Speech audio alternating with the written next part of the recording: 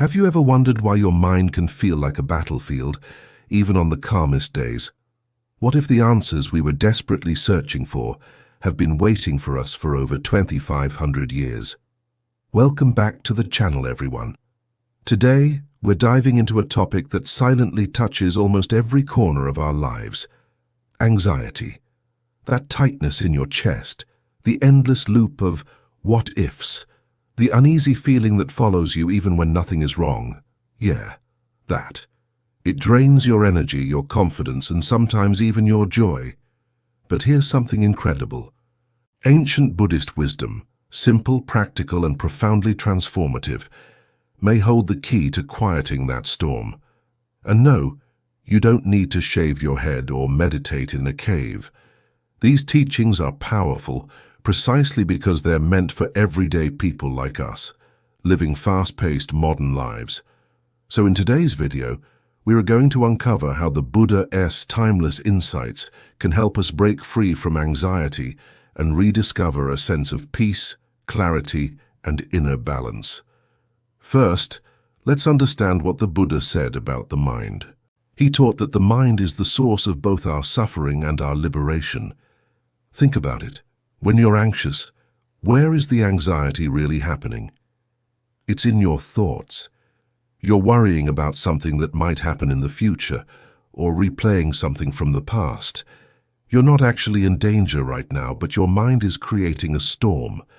The Buddha called this the monkey mind. A mind that jumps restlessly from one thought to another, just like a monkey swinging from branch to branch. It's undisciplined and chaotic. The first step to overcoming anxiety is realizing that you are not your thoughts, you are the observer of your thoughts. This simple shift in perspective is incredibly powerful. Instead of getting swept away by the storm, you learn to stand on the shore and watch the waves. So how do we do that? The primary tool the Buddha offered is mindfulness, specifically through meditation. Now, don't get intimidated. Mindfulness doesn't mean you have to sit in a lotus position for hours and empty your mind completely. That's a common misconception. Mindfulness is simply the practice of paying attention to the present moment, on purpose and without judgment. One of the most basic and effective techniques is focusing on your breath.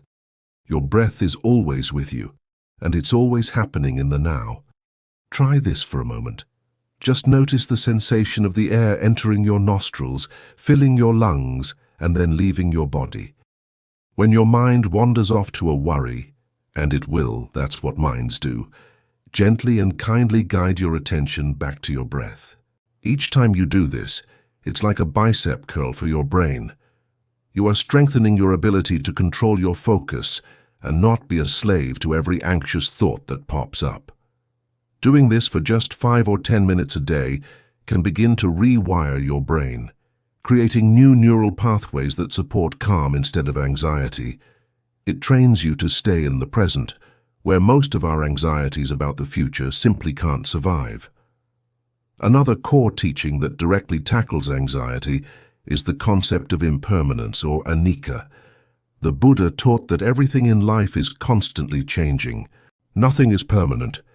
Your feelings, your thoughts, your circumstances, they all arise, they stay for a while, and then they pass away. This is a universal truth.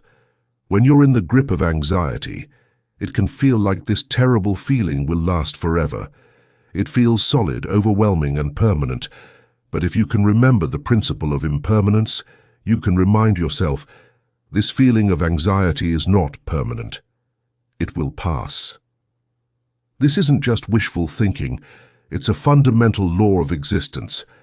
Think about past moments of intense worry. They passed, didn't they? Recognizing the transient nature of your anxious feelings helps you to not cling to them or fight them so hard. You can learn to just let them be, knowing they are like clouds passing in the sky. They are not the sky itself. This acceptance reduces the secondary anxiety we often create, the anxiety about being anxious. Now let's talk about the root cause of our worries. The Buddha identified this as attachment, or Upadana. We get anxious because we are attached to certain outcomes. We want things to be a certain way and we're afraid they won't be. We're attached to our health, so we worry about getting sick. We're attached to our reputation, so we worry about what people think of us. We're attached to our loved ones, so we worry about their safety. This attachment creates a constant state of tension and fear.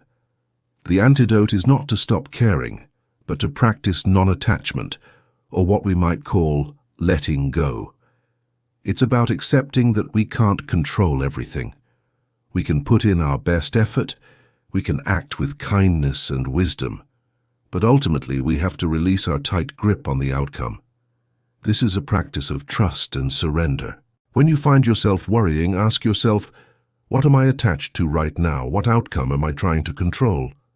Just bringing awareness to this can loosen the grip of anxiety. You can then consciously practice letting go, saying to yourself, I will do my best, and then I will let go of the result. This fosters a deep sense of inner peace that isn't dependent on external circumstances. Another powerful Buddhist principle is compassion, or karuna, which extends not just to others but also to ourselves. When we're anxious, we often beat ourselves up. We think, why can't I just stop worrying? What's wrong with me?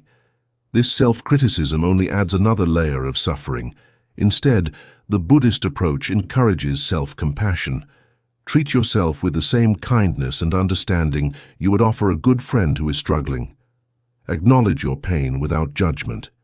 You could say to yourself, it's okay that I'm feeling anxious right now. This is a difficult human experience. This simple act of self-kindness can be incredibly soothing. It stops the cycle of anxiety and self-blame. When you comfort yourself instead of criticizing yourself, you create a safe inner space where the anxiety can naturally begin to subside. You become your own ally, not your own enemy. Remember, being kind to yourself isn't selfish, it's essential for healing. Let's connect this to our daily lives. How can we practice these things in a practical way? Start small. When you wake up, before you check your phone, take 1 minute to just breathe and notice the present moment. Throughout the day, when you feel a wave of anxiety rising, pause. Take 3 deep breaths. Acknowledge the feeling without judgment. There's that feeling of anxiety again. Remind yourself, this too shall pass. Then, consciously, bring your attention to something in the present moment. The feeling of your feet on the floor, the sound of birds outside, the taste of your coffee. This is a mini mindfulness practice. Also, be mindful of your consumption. What are you feeding your mind? Constant bad news, social media comparison, and stressful content will only fuel your anxiety. Choose to consume content that is uplifting, positive, and calming. This is an act of self-compassion. Finally, the Buddha emphasized the importance of Sangha, or community. We aren't meant to navigate life's challenges alone.